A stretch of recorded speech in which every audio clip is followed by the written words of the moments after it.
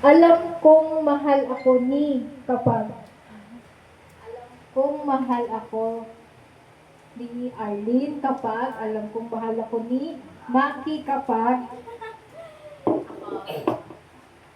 alam kong mahal ako ni Maki kapag napapa-feel ko sa kanya na importante siya sa akin. Yeah, ayun naman talaga yung hinihingi niya sa akin. Yung parang maging submissive ako and bigyan ko siya ng assurance and paramdam ko sa kanya na importante siya. Ako, dami kong hinihiling eh. Parang, sa sobrang, na-realize ko, ay, oo nga, no. Ako pala yung masyadong demanding. Pero, yun, medyo, dahil din sa kanya, natuto ako mas maging, mag-save. Kasi talagang ganun ako eh. Walang naiipon sa akin. Yeah. Parang YOLO, you only live once, so gusto kong i-try lahat. Gano'n. Pero dahil sa kanya, natuto ko yung pahalagahan and Save. yung mag-save. Ayan, si Maki. Okay, alam kong mahal ako ni Arlene kapag Ayan na. Ayan na, ayan na. okay, alam kong mahal ako ni Arlene kapag after namin mag-away, binabati ulit niya ako. Hindi siya ma-pry. Minsan kasi kapag nag-aaway kami niya, pag nag-sorry ako dyan, konting, alam mo niya, bigyan mo ng pagkain niya. Masaya na siya. Paborito po niyan duck ranch. Kapag kapecha di peligro, magkano ang duck ranch? 300, no? Bibili na lang ako dyan sa may SM sukat ng chicken thighs. Tapos, slice ko, marami yun. Oo. Buong maghapon yan, pinapapak mo. Minsan naabo na ng grasya yung mga kapatid niya dito sa ano.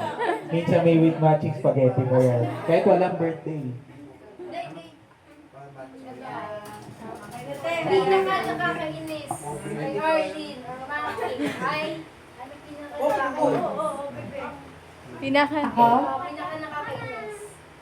Pinaka nakakainis, pag pinipikon niya ako. Pag inaasar niya ako, tapos wala ko sa mood.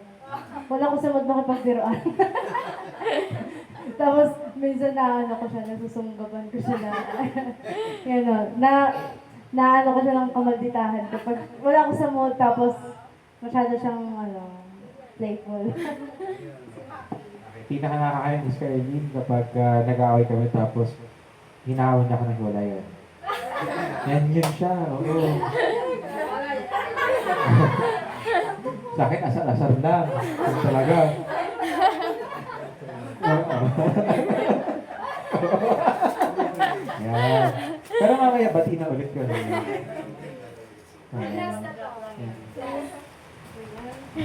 Sure akong tatagal sila kasi ayun na madali na. Sure akong tatagal. Kami. Tatagal Kami.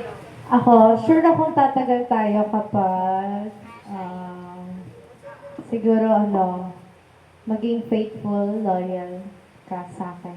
And at the same time, mag-work tayo. And syempre, with the guidance of the Lord and also our family support. Okay, sure akong tatagal tayo kapag give and take tayo tapos you put trust each other. No secrets. Yeah. Okay. Okay na? Pwede na matulog. I-chat niyo ako kapag gusto niyo ng pamayagan. Pwede kayo ngayon. Ako masahe. Kung paano ako may sipnik ako. Ano? Oo, wala. Sige.